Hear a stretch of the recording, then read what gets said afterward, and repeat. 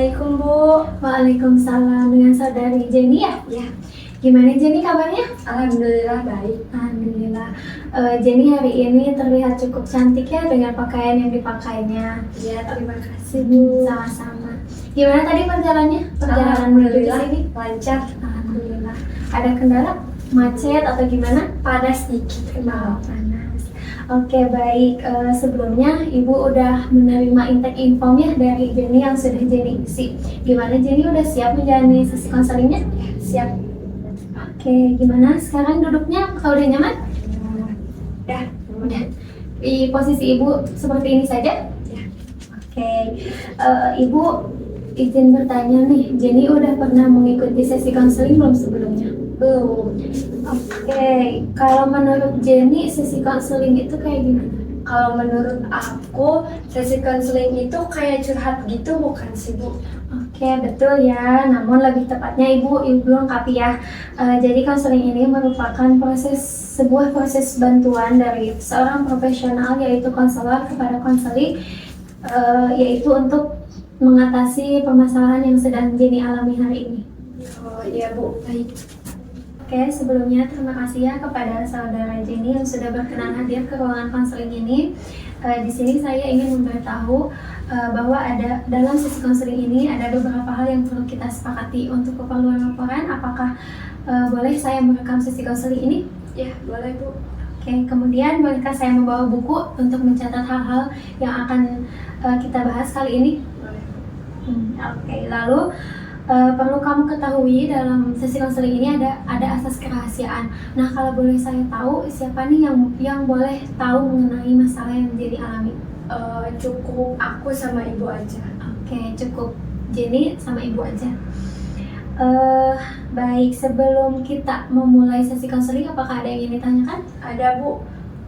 Jadi gini, kalau misal di sesi konseling itu durasinya berapa menit ya Bu? Terus berjalannya konseling itu biasanya berapa sesi? Oke, baik. Jadi kalau untuk sesi konseling itu akan dilaksanakan sekitar 40-90 menit, dan untuk sesi konselingnya akan dilaksanakan 4 sesi, tapi disesuaikan juga dengan kebutuhan Jenny. Ya baik Bu.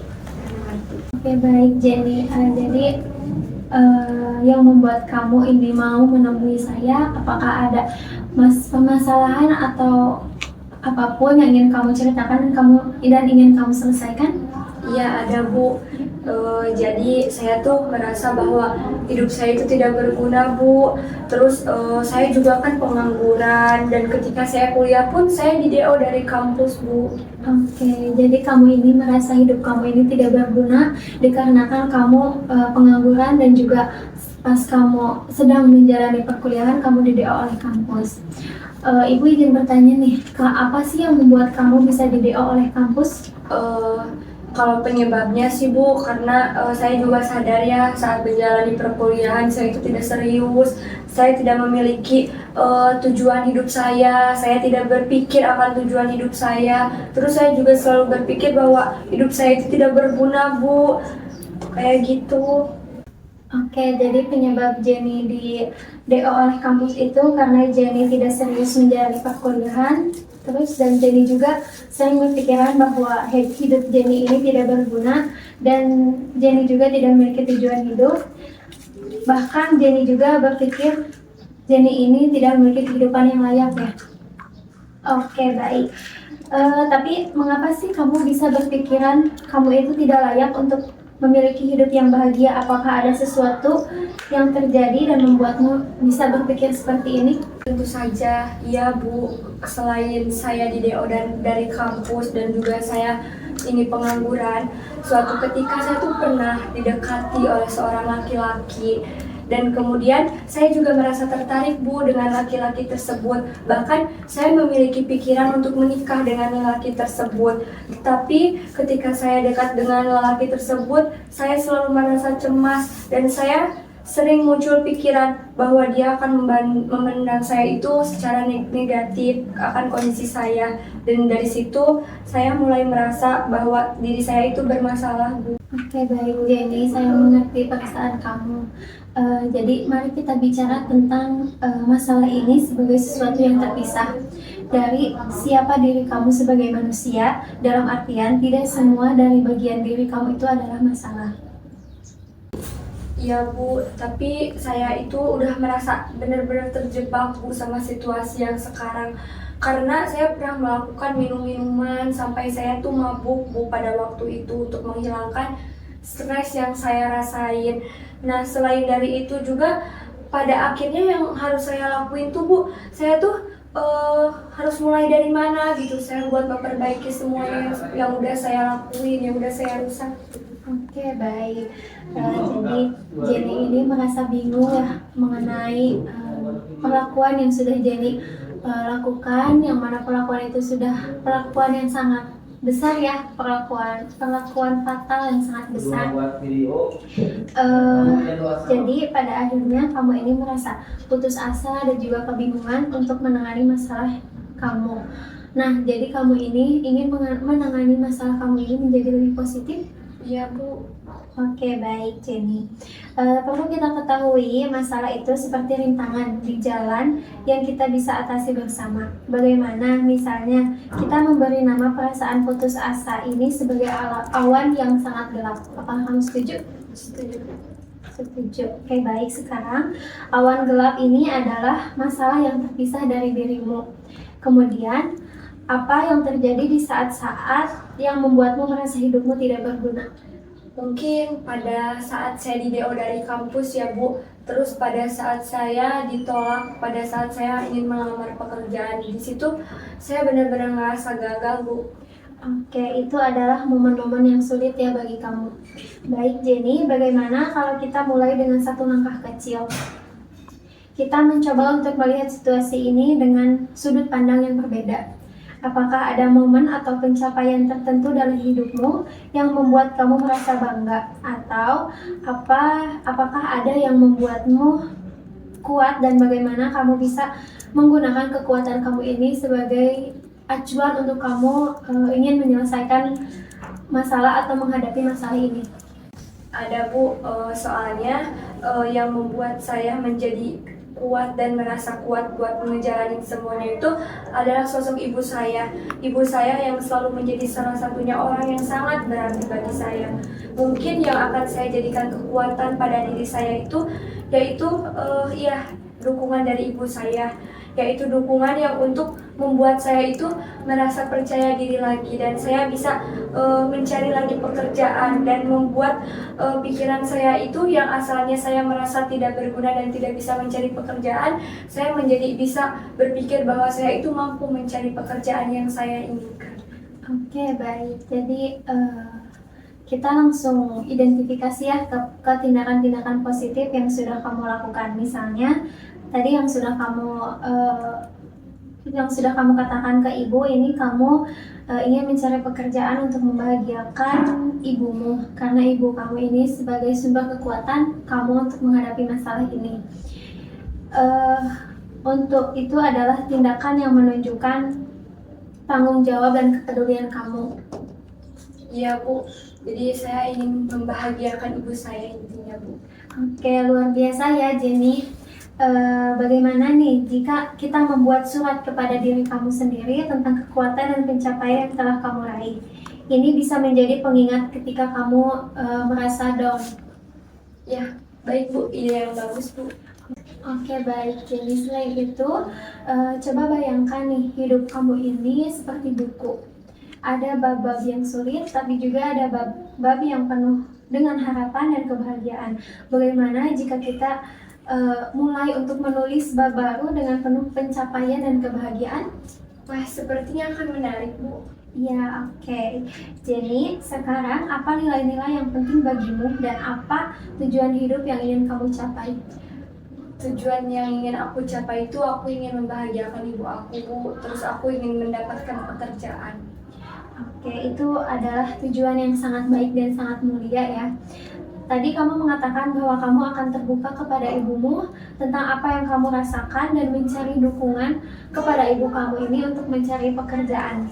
Nah, langkah selanjutnya Jenny, kamu bisa membuat daftar pekerjaan yang mungkin kamu minati sesuai dengan kemampuan kamu.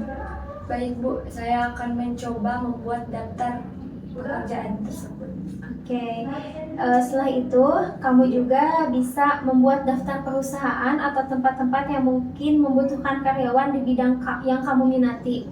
Kamu juga bisa mencari lowongan pekerjaan secara online dan juga membuat CV atau surat lamarannya itu dengan sangat baik. Bagaimana menurutmu?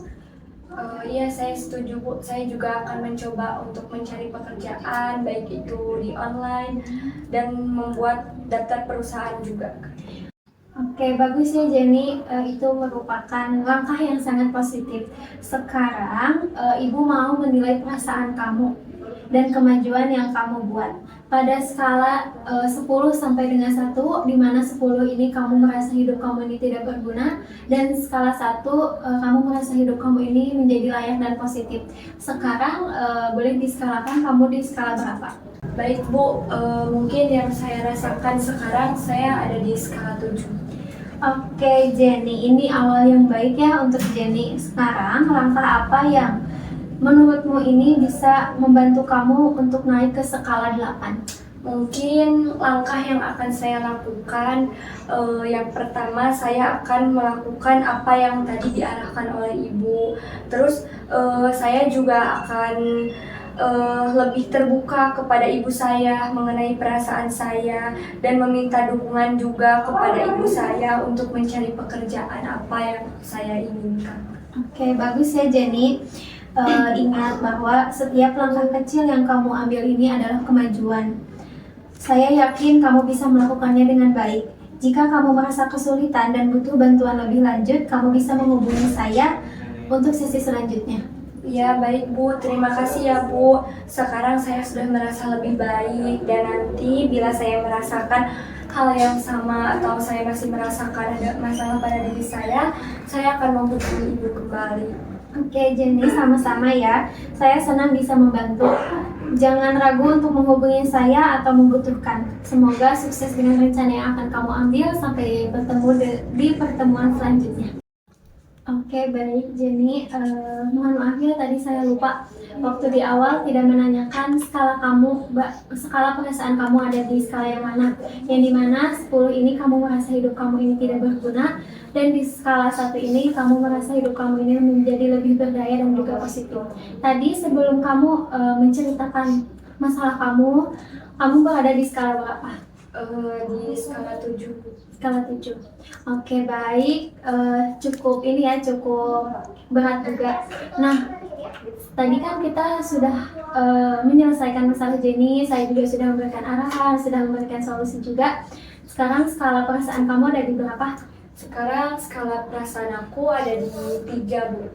Oke, di skala 3 ya. Boleh diceritakan di skala 3 ini perasaan kamu ini bagaimana?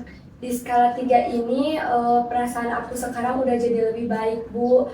Terus lebih lega juga setelah tadi aku mendapatkan arahan dari Ibu, solusi dari Ibu. Aku udah mulai bisa membuat planning aku ke depannya tuh mau kayak gimana. Udah ada bayangan buat tindakan yang bakal aku lakuin tuh ke depannya kayak gimana, kayak gitu Bu. Oke, bagus. Ini merupakan langkah yang sangat bagus ya Jenny. Ingat bahwa setiap langkah kecil yang kamu ambil ini adalah kemajuan. Saya yakin kamu bisa melakukannya menjadi lebih baik lagi. Dan jika kamu butuh saran atau butuh bantuan dari saya, kamu bisa menghubungi saya. Ya Bu. Oke, Jenny, mungkin cukup sekian sesi konseling kita hari ini. Mohon maaf bila ada salah kata dari saya mohon maaf yang sebesar-besarnya. Terima kasih ya Jenny sudah berkenan hadir ke ruangan sesi konseling ini. Ya Bu, saya juga terima kasih ya Bu sudah berkenan untuk memberikan saya arahan dan solusi pada sesi konseling kali ini. Terima kasih ya Jenny, hati-hati pulangnya. Terima kasih.